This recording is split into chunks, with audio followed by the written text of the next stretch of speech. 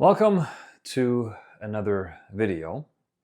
I haven't done this in a while, primarily because I suppose I regressed a little bit. So I don't really know what this video is going to be about right now, as I'm pretty blank, but I'm going to just trust my heart and to go with whatever comes through. Now, you may have noticed if you've been following this Substack for a while that I had been doing these videos, talking head videos, on a pretty frequent or regular basis. But then this was due to a commitment I made to myself to do more speaking on camera, to do more public speaking as well. So every week I would set a certain chunk of time aside to do a video like this and then also edit it if necessary. But then life got busy and I had to travel and I was speaking on the travels, and I thought, well, that counts as speaking, and I don't really have to do these videos right now because, here's a video that's being published, here's a podcast where I'm featured on. So I'm good. And so then recently I realized that there's really still an underlying fear of being in the public. And I'm not exactly sure where that's coming from, but certainly, any fear is just a defense mechanism for an underlying pain under that fear. And I've talked about this in some of the videos, and of course also in some of the articles that I post and publish. So that's currently where I'm at. I'm trying to see and decipher where this pain and this fear is coming from, where it's rooted in, and then hopefully I'll find an answer soon. But nonetheless, I still have to, recommit to my commitment of doing one of these videos weekly. Whether I publish them or not, well, that's up to I guess the end result of these videos. But anyway, so that's just for a nutshell version of why I'm finally back in the saddle in these videos. Another thing that I've been contemplating recently is the awakening movement. There's obviously lots of noise out there around the awakening. I've made a video on that as well, what the Great Awakening really is. And I gotta say that I've noticed over the past few years, since 2020 really, when I sort of truly entered this awakening movement, that many people over these past 5 years are still stuck in the fight or flight mode.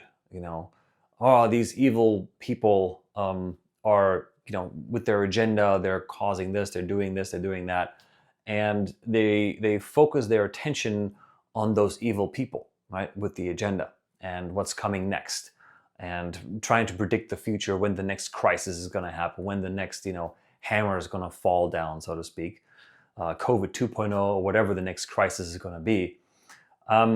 Without doing any kind of self-inquiry. And I recently talked about this on my Telegram channel. The real awakening is not about finding out the secrets of the government, or learning about the Anunnaki, or the secret societies, the banking cartels, the Rothschilds, the Rockefellers, and all that stuff. That's just surface level. That's the external lies and the external hidden structures that are being exposed. But what's more important than all the noise that's going out, that's happening out there? It's you. You are the most important aspect of this whole awakening process, because we are consciousness, right? That's really the only evidence that we have is that we are conscious somehow and we're having an experience. That's really all we know is truly happening, right? I mean, if you go down quantum physics and you look at the theory of everything and things of that nature, and you go into holographic universe mathematics, then you realize that science, real science, is catching up to the fact that what we see outside of ourselves is a simulation. It's a matrix. And somehow our consciousness, the way we perceive the world within ourselves, is how we see the world outside of ourselves. Another great sort of phrase I heard the other day is your context, your inner context will create the outer content. Your inner context will create the outer will create the outer content of your life. Because we are manifestors. Whether we like it or not, we are manifesting every single second of our life. Unfortunately, all subconsciously. So depending on what's happening in your subconscious, whether there's hidden fears, pain, trauma, anxiety, doubt, worry, whatever the case may be, if that's stuck in there, that's going to subconsciously feed into and create the content of your life. And I've had to certainly find that out the hard way. And if you've been following my journals, then you know that I've been addicted to video games. I was drinking alcohol quite frequently, and I was also smoking marijuana all the time to suppress the fear and the pain from my past. And so I was never able to really get the things out of life that were promised to me, that I had promised myself. And so, long story short, what happens in our consciousness, the way we see the world, is how the world reflects back to us. And so this is an ancient knowledge, wisdom, and some people may say this is esoteric, but I mean, this is now being proven with quantum science. You can literally prove this stuff now with math. And we have to ask ourselves then, okay, if I'm the creator of my own life, I am 100% responsible for everything that shows up in my life.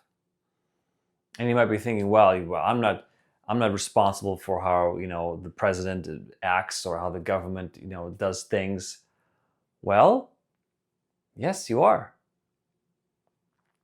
We all are. The reason we are in the situation that we're in right now collectively is because we have been collectively unconscious.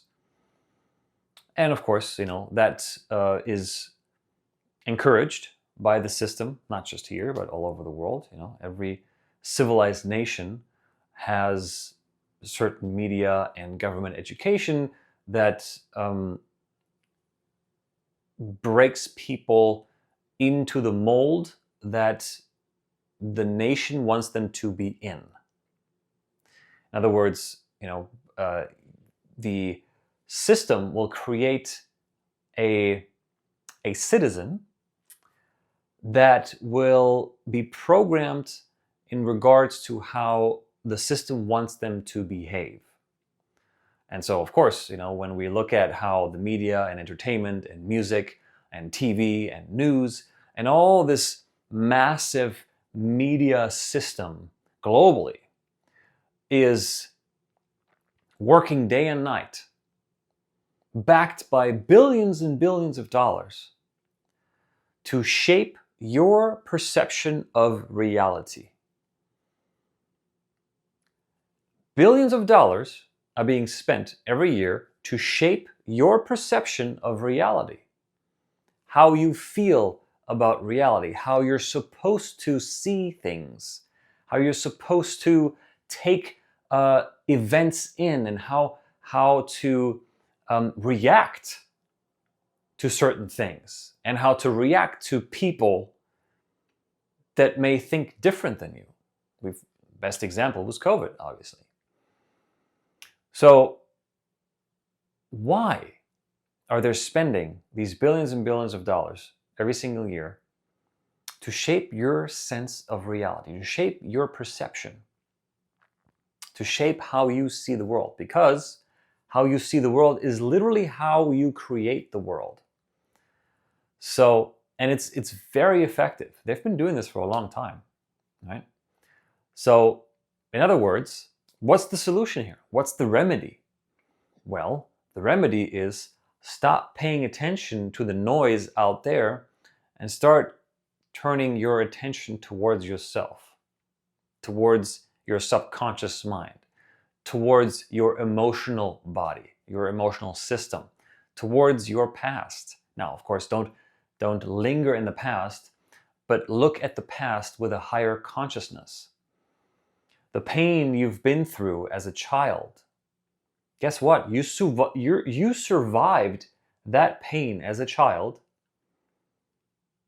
So when you revisit that pain now, you're going to be just fine. You're going to survive that pain. Now, of course, your ego is going to do everything in its power and throw every fear it has against you in hopes that you will not look at that pain and release it and embrace and comfort your inner child. Because if you haven't done that, somewhere inside your system, your inner child is still in pain. And if you've ever struggled with any kind of substance abuse, or even, it doesn't have to be a substance, but like in my case, video game addiction or food addiction, well, any kind of mechanism that prevents you or distracts you from looking within and facing your inner pain, that's your ego running the show. And one thing I can certainly say for sure is that the more pain you release, the more expansive your life becomes, and the more expansive your perception of life becomes.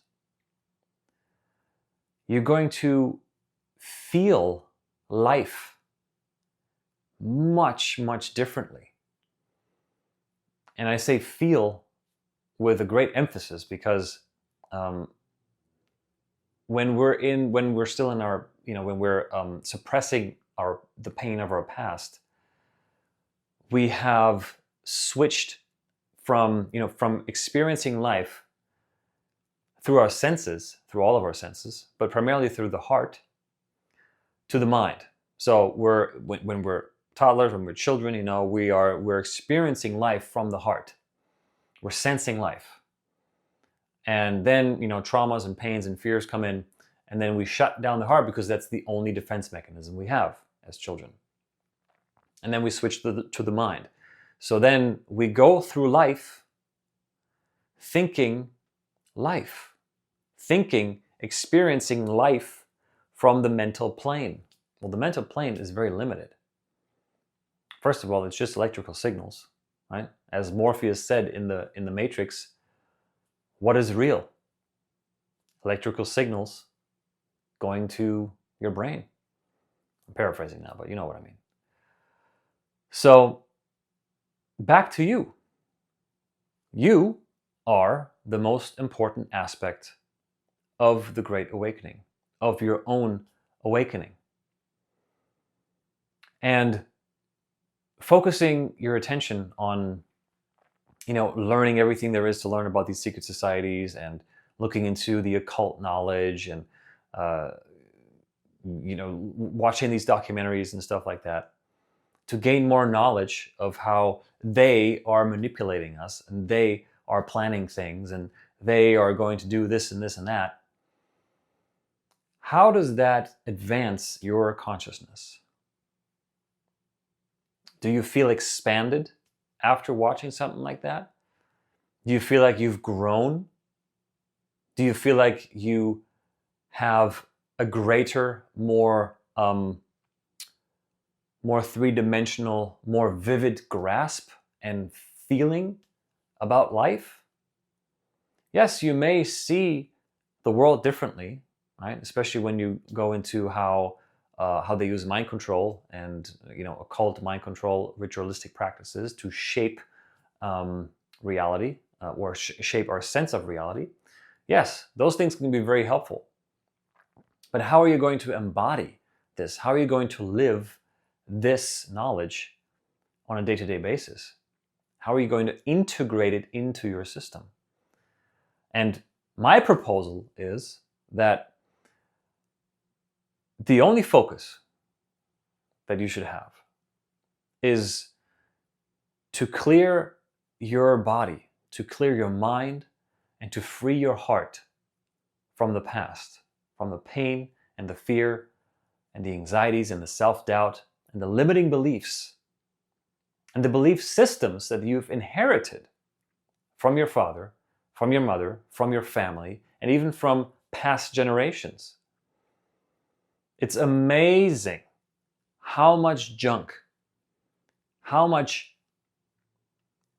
limiting beliefs we carry in our DNA, in our brain cells, in cell memory, that are not even ours.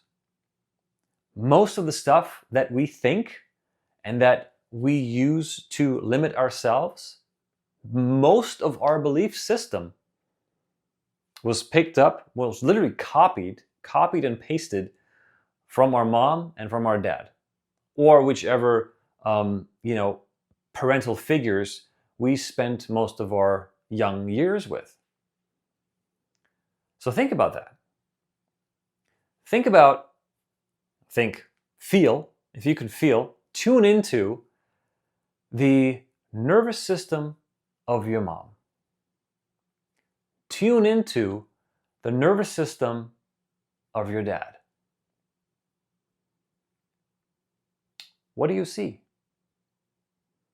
Do you see things? Do you see patterns, behaviors, thought forms that assist you, that help you, or rather limit you? We are a composite creation of our mom and our dad.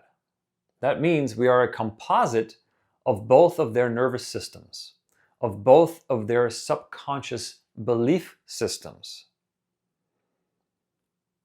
So, does that work for you? Or does it work against you? Right? Look at the life of your parents and the choices they've made and the decision-making process they have used to make those choices. Were their decisions based on fear? Or were their decisions based on love and expansion and growth?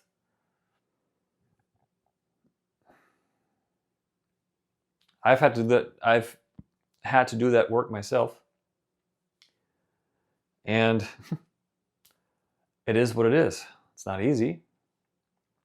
But I was determined, and still am, to find out who I really am without all the impressions, the templates, the belief systems, the choice-making structures, the nervous systems of my past, of my heritage. Who am I? Without all this stuff that was imprinted upon me as a child, that, we all have it. Every single human has the same experience. But I want to know who I am without all this stuff that's not mine. Am I there? Not, I don't think so. But I'm getting closer. I can feel that I'm getting closer. Why? Because I've released a lot of pain and a lot of fear over the last few years with the help of professionals, with the help of certain plant medicines, and with lots of journaling and meditation. And I can tell you one thing. Every single time I, have gone through a period of releasing pain, my heart has opened up. My heart has expanded. I'm feeling life much, much differently than I did just a few years ago. And I'm experiencing myself much, much differently. My relationships have improved. My income has improved. My overall sense of being in the world, my purpose, my mission has improved. And I realized how much fear I had been living, most of which wasn't even mine. So now, let's come back to you once again. To you in relationship to the Great Awakening. Because if you're watching this video still to this point, you are part of the Great Awakening. But the Great Awakening is not happening out there. It's happening in here. It's happening inside your heart right now. Right now. Because the Great Awakening is about the evolution of what it means to be human, of what it means to be a conscious man, of what it means to be a conscious woman on this realm, whatever it is. So what does that mean? We don't know what it means because it's unprecedented. We haven't experienced it before. Now, of course, some, spiritual scholars say that this is the great remembering, and I like to sometimes call it that as well, that we are remembering an ancient truth of what it felt like to be a conscious, elevated human before the fall, right, of whatever sort that was. Before we fell asleep. So I encourage you, go within. Yeah, it's going to be scary. It's going to be very scary. It's probably going to be the scariest thing you will ever do in your life. But it will also be the greatest reward you ever received in your life. That I can promise you. The grass really is greener on the other side on this journey. So,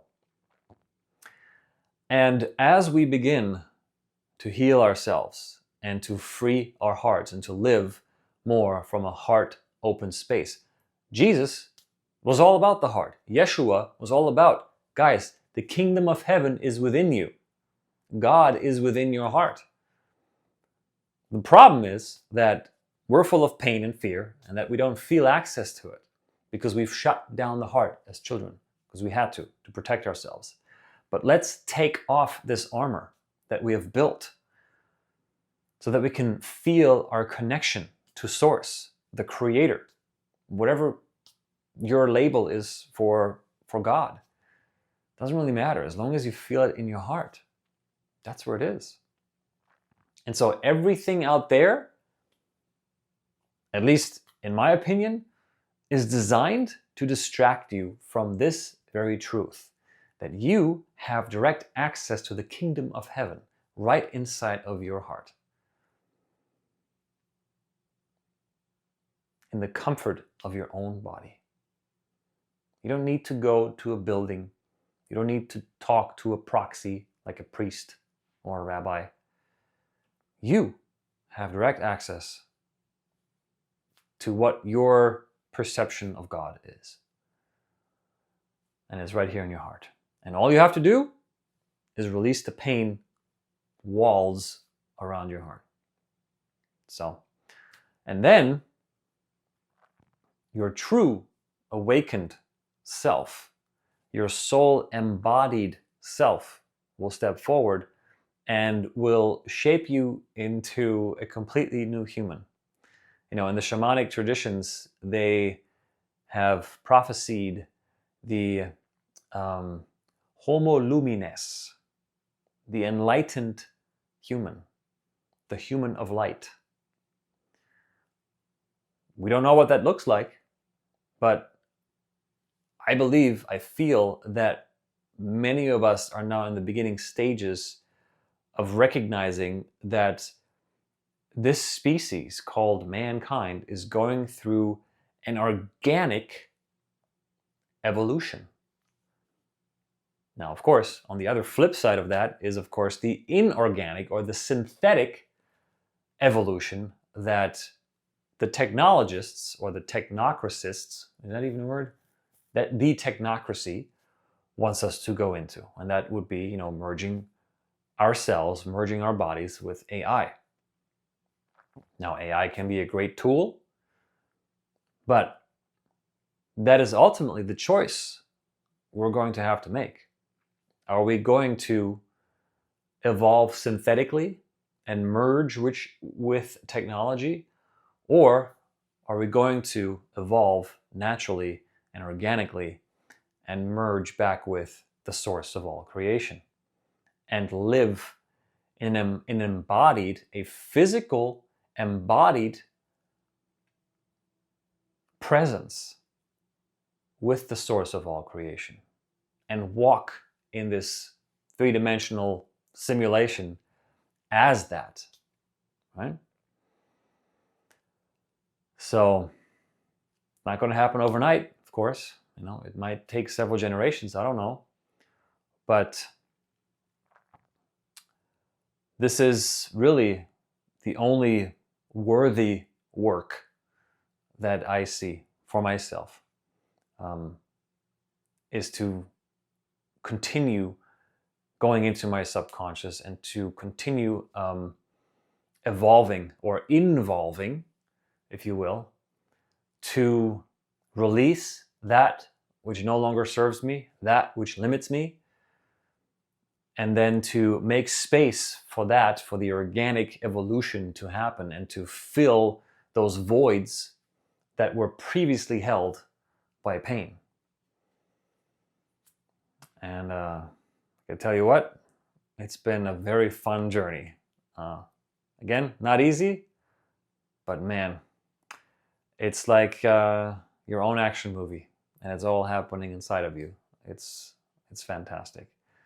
So anyway, thank you so much for listening. I'd love to hear your thoughts. Please leave a comment if what I said has stirred something in you. And happy journeying, and welcome to your own great awakening.